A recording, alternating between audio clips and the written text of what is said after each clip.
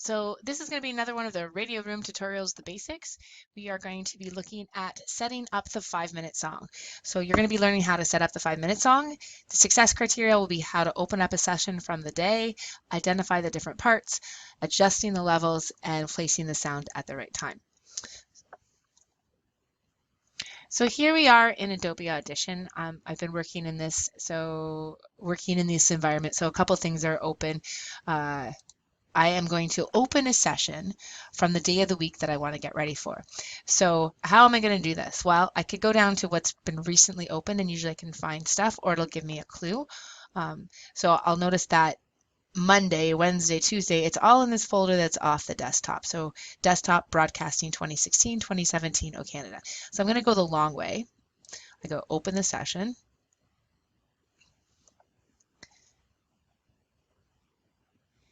And here I am, it is already in there, and I'm looking for, let's say, Wednesday session. So I'm going to open Wednesday. Actually, I'm going to go to Monday session. So the reason why we have different days is that we play O Canada on different days, certain O Canadas. That's why. So here we are in a session. So you know that these are the files here. These are your tracks and the names of the tracks. Now, the 5-minute song can be a little bit tricky for people because they have to think about how the bell system works. So how we play O Canada is that we start playing our session when the first bell goes. There's 5 minutes between the first bell and the second bell, which starts the day.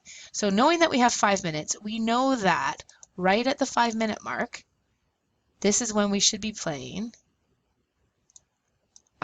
Please Stand for O Canada and the Lone Ranger. So I've just expanded it here using the expand bar. Here's the 5-minute mark. So imagine this is when the bell goes, and then we wait a couple seconds because the bell is a couple seconds long, and then we play O Canada. I'm just going to shift that a bit actually. It takes a couple seconds to stand up. So after that plays, we wait just a little bit, people stand up, and then we have O Canada. We could shift that even a little bit. So that's at the 5-minute mark, and that's because we started playing this session when the first bell went. The first bell goes all the way to 5 minutes. The second bell goes. We hear Please Stand for O Canada, and then O Canada. Before that, this is like going negative in time. Right before we hear the second bell, we hear the Lone Ranger theme song, also called the William Tell Overture. It's the Hurry Up, Get to Class song.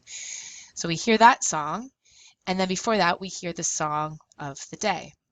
So in this case, the song of the day was Cat Stevens' Peace Train. Actually, I played 2 songs that day, but I'm making it simple. So let me explain. So Cat Stevens, most songs are 3 minutes and 30 seconds to 4 minutes. That song goes right into Lone Ranger. So I'm working backwards. The end of the song should come just as Lone Ranger starts. And what that does is the beginning of Cat Stevens' song is actually 50 seconds into the 5-minute time. So we have a gap here. This gap is interesting. This is where you could record to say, hey, you're about to listen to Cat Stevens' Peace Train. Or if you want to play 2 songs, you would slide this song down to the very beginning, and you would insert another song. So I happen to have had John Lennon's Give Peace a Chance. So then I would play it here, place it here. I would shorten it by just sort of curling things under. And then because I want it to fade into Lone Ranger, I would adjust the levels. I would test out if that gives me a nice transition or not, and I would play that. So that is the basic overview of how you place for the 5-minute song. The big idea is that you're working at the 5-minute mark, you're working forward, Please Stand, O Canada, and then you're also working backwards, Lone Ranger, and the song of your choice. As you get more skilled, this becomes second nature, but it is a concept to learn.